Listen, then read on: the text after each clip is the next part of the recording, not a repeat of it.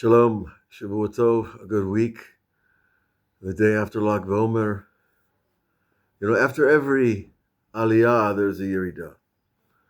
We might not like that structure of things, but it makes sense when you understand the big picture that when we have a day like Lag BaOmer, which is a day that was gifted to us because of the great service of those that came before us, then we can understand that there has to be a fall after the rise. But that doesn't mean it's a permanent fall. And no one ever said it was going to be a permanent rise. So Lag BaOmer this year was different because of the war, because of the conflicts that surround it, and the conflict of people gathering in public places in the north where rockets are falling all the time. And my son is up there, and I'm following that rather closely. And you just cannot take chances. We believe that God protects us. It doesn't mean we're allowed to make foolish choices. And so people get confused between God's will and his protection and human will and where the two really meet. So it's a very subtle thing, but the rabbis teach us not to take chances, not to endanger ourselves. Tishmor nafshotechem me'od. Guard your souls very much. It's written that someone who goes into an empty house or someone who goes next to a wall, they used to build walls just out of simple stones. A kir natui, it's called in halacha, a wall that could fall anytime. There, nafsho, damo benafsho, that he is taking his own blood into danger. So we can ask God to protect us if we go into a dangerous situation, but we can't invite it.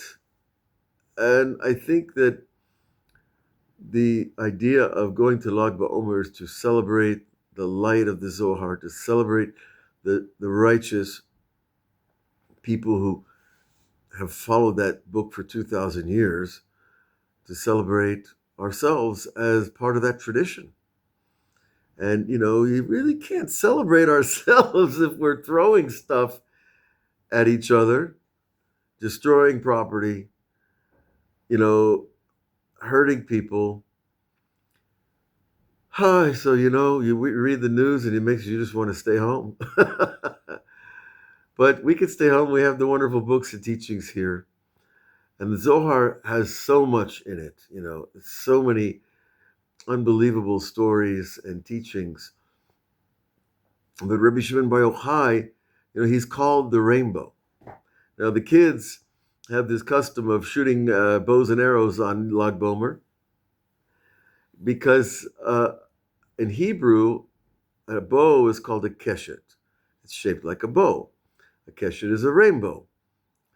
And why a rainbow? Because the original rainbow that we have in the Bible, of course, is the rainbow of the flood. When the flood stopped and Noah looked out the window and he saw a rainbow, he knew it was a sign of God's mercy that the flood was over. And so a rainbow forever has been a symbol of God's mercy after there's been a period of judgment. It doesn't imply that we're particularly righteous and therefore deserve the rainbow, but rather it implies that the rainbow is God's extension of mercy to us. Now, what the rainbow means today is another thing altogether, and we're not going to talk about that right now. It's actually very ironic. The rainbow in the modern symbology of culture, of course, is for an all-inclusive worldview, and including all the colors in a rainbow. and it also includes homosexuality at various levels. And that demands a discussion that we're not going to have now, but hopefully soon. Anyways, so why is Rabbi Shimon connected to the rainbow? Because when Rabbi Shimon was sitting in heaven, the story says. Now, the Zohar, think about this. The Zohar was written by a rabbi who passed away eventually, but then there were new pieces of Zohar that were collected based on the teachings of other tzaddikim who were students of Rabbi Shimon. And it says to us that when Rabbi Yeshua ben Levi, who was a great tzaddik after Rabbi Shimon Bar Yochai, when he went up to heaven in the highest chamber, Rabbi Shimon Bar Yochai was sitting on his throne. This is no simple throne either. And he said, Ben Levi, you notice he doesn't call him Rabbi. Ben Levi, you're one of us. Was there a rainbow in your generation? And the rabbi paused and said, well, yeah.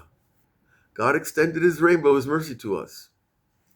And so Rabbi Shimon didn't say anything further, but we understand from that statement, because the Talmud teaches that in Rabbi Shimon Bar Yochai's generation, there was no rainbow.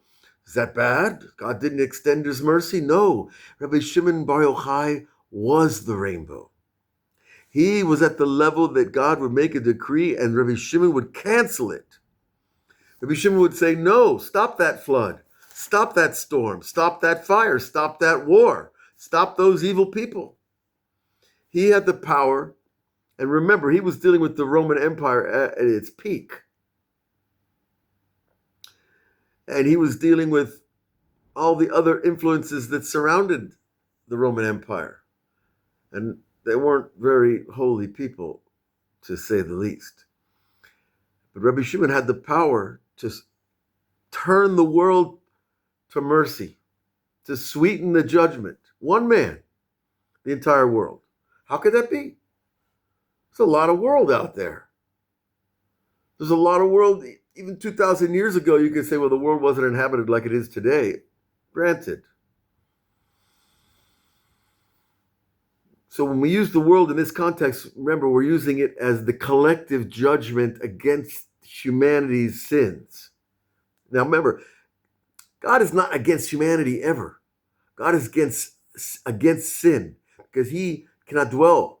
The purest of the pure, the holy of the holy, cannot dwell with impurity and evil.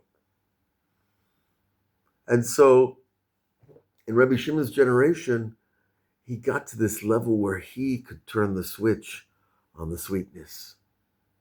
And he could change a negative situation to a positive one for hundreds of thousands of people. And I always say, wow, do we have anybody like that today? Apparently not. Because, we still see rainbows, right? But, the rainbow is also in the Kabbalah is a symbol of the covenant between man and the Jewish people. Check. God and the Jewish people, the covenant of purity, sexual purity, loyalty. Loyalty to a woman is loyalty to God, is loyalty to self, is loyalty to Torah.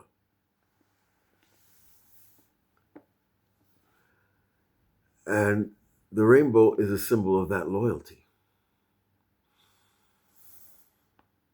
And it's interesting because the Zohar elsewhere tells us the Shechina, the divine presence, is compared to the rainbow. Why? Because the Shechina is an invisible light that goes everywhere, anywhere it wants to go when it decides to do so. The Shechina can dwell on a person or on a family or on a town or a city or a country or the entire world. Halavai, someday soon. But the Shechina is this light that you can't see with the physical eye. No, spiritual, the internal eye, you can. Your third eye knows when the Shechina is around. But we won't always be in touch with our third eye to know that either. But what happens when you take sunlight, another metaphor for spiritual energy, and you refract it with water or glass? You see a prism of light, i.e., a rainbow. So you see, the material world is the refractor of the spiritual world. And so the light is here, but we don't see it because our tools of perception are limited by God in order to force us to go to a higher level.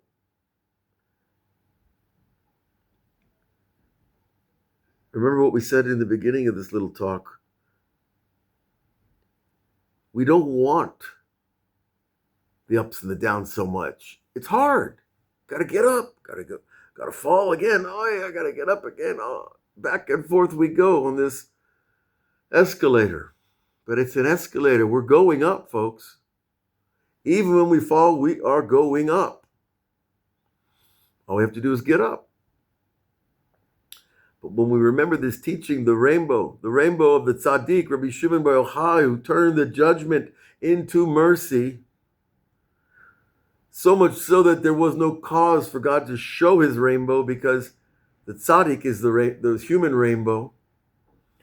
And it's also that we are the refractor of the light of Shechina into the spiritual realm, where it goes from invisibility to the 7 colors of the spectrum.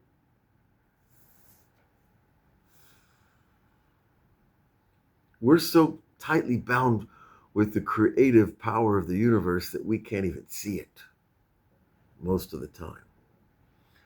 But if we just look, when I see, it's summer here in Israel, so the ants, they kind of come out, oh, look at that ant. Can you make an ant? Look at that ant. It's so purposeful. It's going to climb all the way up on this table and find himself a little dab of honey that's spilled. Can you make an ant? Can you create a spark of life force that makes that creature want to live?